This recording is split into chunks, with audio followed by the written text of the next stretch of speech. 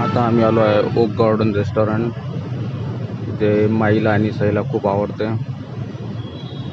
दोघी खूप खुश आहे ओक गार्डनमध्ये येऊन. खूप मस्त्या करतात त्या दोघी जणी इथे आले म्हणजे. ओक गार्डन राजापेठ पुलाखाली एक चांगलं हॉटेल आहे. चांगली फूड क्वालिटी छान आहे इथली.